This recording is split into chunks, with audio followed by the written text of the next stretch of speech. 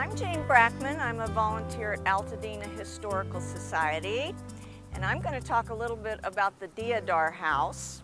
It has a rich history, including a shady real estate speculator, the Vally Hunt Club, Pasadena Rose Parade, architects Frederick Rohrig and Myron Hunt, boarding house, training school, and Altadena's best kept secret, the Theosophical Society. And I don't want to forget that it also has a notable and magnificent lemon gum eucalyptus tree at the front entrance that has been there long before 1930. In 1887, Baird Smith bought this property. He was a real estate speculator in Pasadena. He was somewhat shady. He'd left his wife in San Francisco. We don't know what happened to her or if he ever went back. That was a time you could buy property on the west side of Pasadena and sell it for twice as much the same day on the east side of Pasadena. And this is how he made his money. He built this house in 1887. It was a spectacular and massive shingle-style house designed by Frederick Rohrig. I would guess that it was similar somewhat to the McNally House and the Greenhouse in the shingle style, and it was transitional. It's said that he and his friends devised the Pasadena Rose Parade right here on this spot. He sold the house a year later, so I don't know if this was just an investment, he was building a house to sell it, or why he sold it, but 1 year later he sold it to the owner of the Chicago Tribune, who was a friend of Andrew McNally and Green, and his name was Joseph Medill. The Medill family lived here for 6 years, and then the house burned to the ground. The Chicago Tribune actually owned the property, and at that time it was sold to another publisher from Chicago named Daniel Cameron.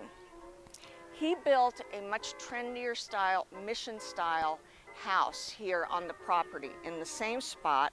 It was also designed by Rohrig. The family, even though the house was meant to be a winter retreat, the family loved it so much that most of them ended up living here.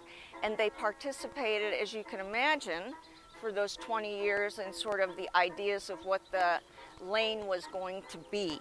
In fact, one child who lived here remembers when they planted the trees, and then she came back 20 years later after she'd grown up to see what the trees looked like. And we have a beautiful photograph of her standing right in the middle of the road.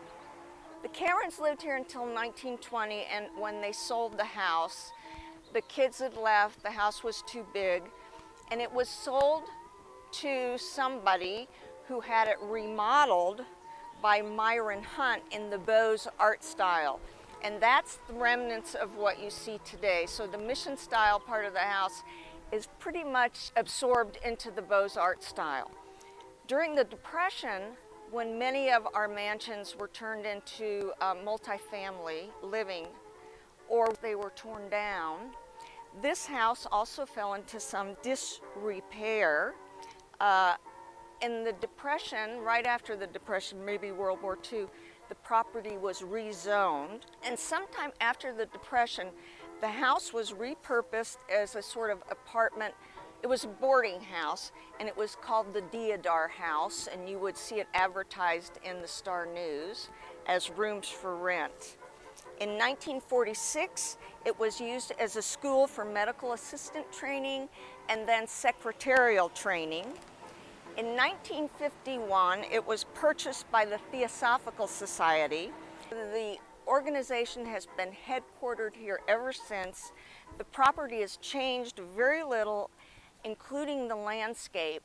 And one of the most important things about this house that we never really think about is that it's on the original 5-acre land, and this was about the size that all these houses, the properties, were all built on these large sections of land. They were sort of gentlemen farmers.